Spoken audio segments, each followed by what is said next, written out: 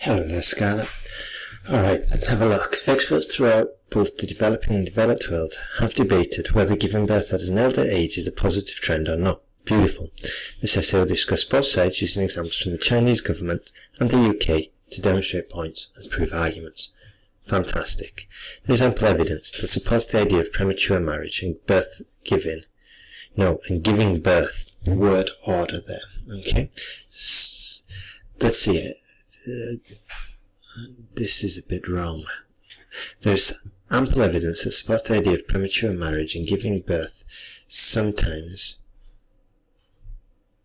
being a driver for serious family quarrels. This could be rephrased.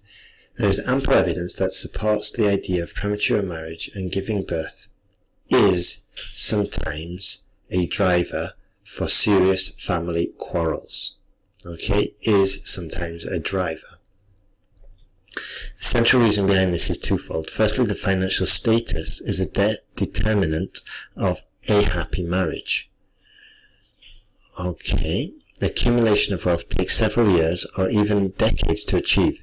This is known as the prerequisite of starting a family, which is known as the prerequisite of starting a family. Yet it is hard for the young to be fully financially sufficient. Good. Secondly, many young people are too premature to take up parenting roles, I think is the best word there. For instance, recent empirical research by the Chinese government demonstrated that more than 60% of the divorced are blamed to be giant babies who are childish and rely heavily on their parents from daily laundry to decision making. Okay.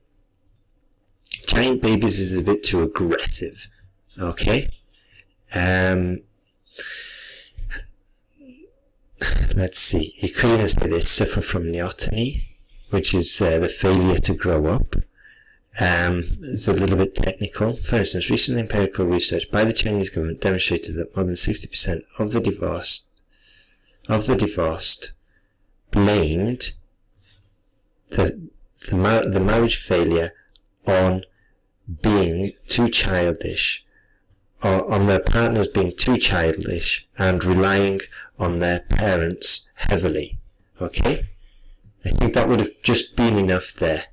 We don't need to go into the details. Just relying on the parents demonstrates the point sufficiently. Okay? It just keeps it a little bit more on topic. There was one kind of little bit of upset regarding cohesion and coherence. Okay? Actually, okay, so let me just pause and reread. Yeah, this is it. There's an assumption here. Yeah? Okay, so you said here that early marriage leads to arguments. The reason behind this is the finance. Okay? But you don't really explain the problem. You don't say that a lack of finance creates challenges for families, or a lack of finance creates stress for families. Okay? We just go straight into the argument that it's necessary to start a family. So maybe this argument needs to be sort of like developed a little bit further. Yeah?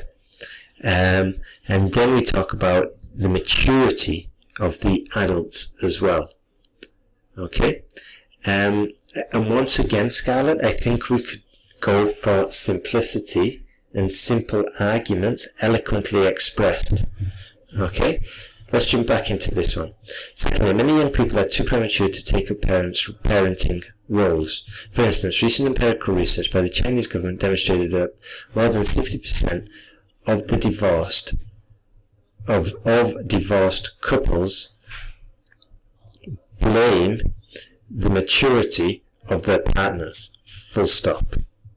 Okay? Full stop. And we'll go for shorter sentences which are easier to digest. Yep. And we'll say are easier to blame to the maturity of their couples. Okay? So, and then, yeah, it kind of it gets us out of saying this part, yeah? Giant babies who are childish and rely heavily on their parents, because it is slightly a little bit petty as well. So we can just say the maturity of the couples, and then we can move on to the next one. It must not be forgotten that giving birth at an early age should not be the priority in marriage. What matters is the stable and harmonious relationship of the couple. Beautiful. Therefore, it is conclusively clear that in marriage, people will be less likely to be happy unless they are financially and mentally prepared. Good, but I still think we could have explained the financial aspect a little bit better. Okay? And I think I've said this before, but if we go, this is an improvement though, Scarlet. We are taking more simpler arguments, so that's a fantastic improvement. We just need to keep persisting in making the arguments maybe a little bit more simpler and making the sentences slightly shorter, just to increase the effectiveness of what you're saying. Although early pregnancy, very good for using the conjunction there, early pregnancy is encouraged as it is beneficial to the recovery of mothers, more and more women choose to give birth at the age of 30. This is because on one hand, for most people nowadays, finding the right one for marriage is not easy. Finding the right partner would probably be a little bit more specific, but this is a fantastic start. It's quite a simple argument, straightforward, shorter sentences, and you can see I can just cruise through this and there's no hindrance. For example, in the UK, single people usually spend 70% of their free time in blind dating, and after 20 times later, they tend to find their soulmate. It's probably a more appropriate term. On the other hand, people who want to pursue their own dreams, get promoted in their career,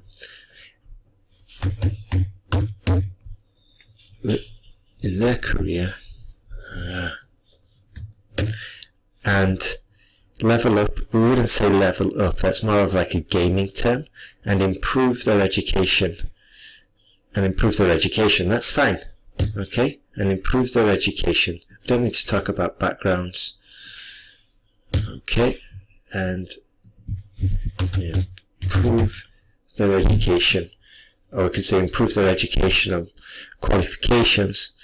And also, I would have just said the 20s and written it out like that. Yeah? The 20s is the best age for anyone to seek every possibility. Also, hedging is usually the best age. Okay?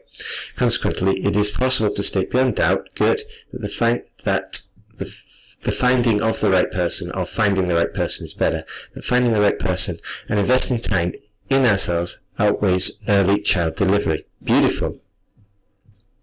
To recapitulate from the arguments and examples given, I firmly believe that getting married and having kids are the paramount decisions of one's life and one should be rational enough by considering long-term stakes. Good. Or one should be rational enough by considering the long-term implications.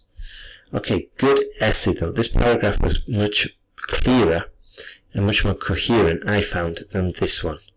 Okay, so keep on working on your paragraph structure, and also pay attention to should not be, might be. This structure you need to review a little bit more in depth. Now let's have a look at this horrible line graph. I made it horrible on purpose just to make it difficult. Let's have a look. The graph shows the comparison of rainfall in 3 places in Britain, namely England, Scotland and Wales in 2017. Good. In Wales it started with a little rainfall in the beginning, and there is no rain in February. Later it spurred sharply to the top in April with almost 140 milliliter, and is the highest among the 3 areas. Beautiful. We've got the comparison in there, and we've got the superlative as well. So that is excellent work. It was followed by a drastic decrease from April to June, with the figure dropping to less than 40 milliliters, or where the figure dropped to less than 40 milliliters and ended up at the 50 milliliter, or ended and ended up at 50 millilitres after a consecutive of, after 3 fluctuations every 2 months.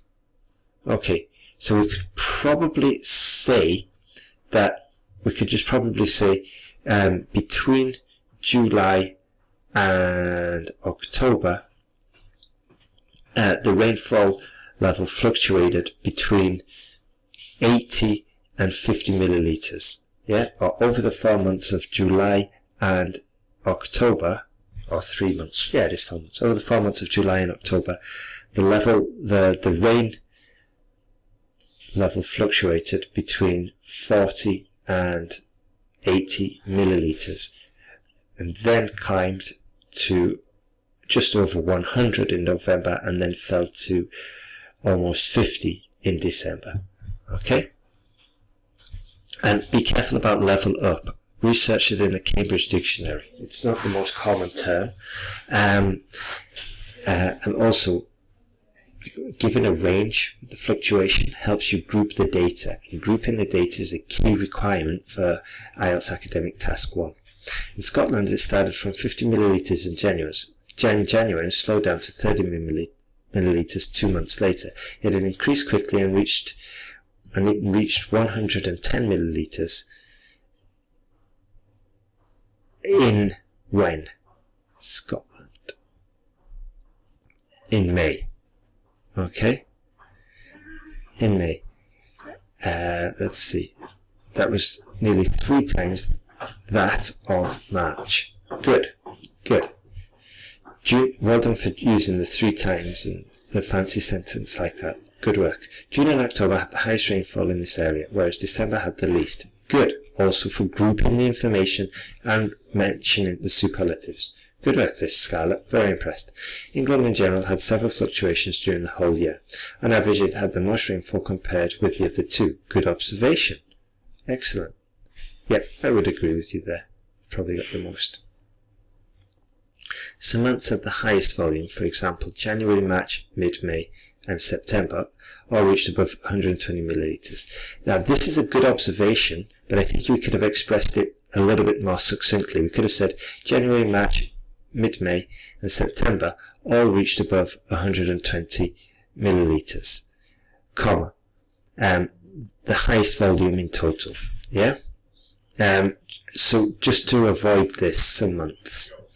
Overall, the statistics of rainfall was quite different among the 3 places, and all of them had the highest from late spring to midsummer. Good. Well done for catching the similarities, and well done for noting the exceptions. So we're doing really well, Scarlet. Well done for working through the course. For the Academic Task 1 course. You can see you've definitely been watching the tutorials. That's fantastic, and it shows. Just be careful with the fancy sentences, but overall we're doing good. There's some big improvements there.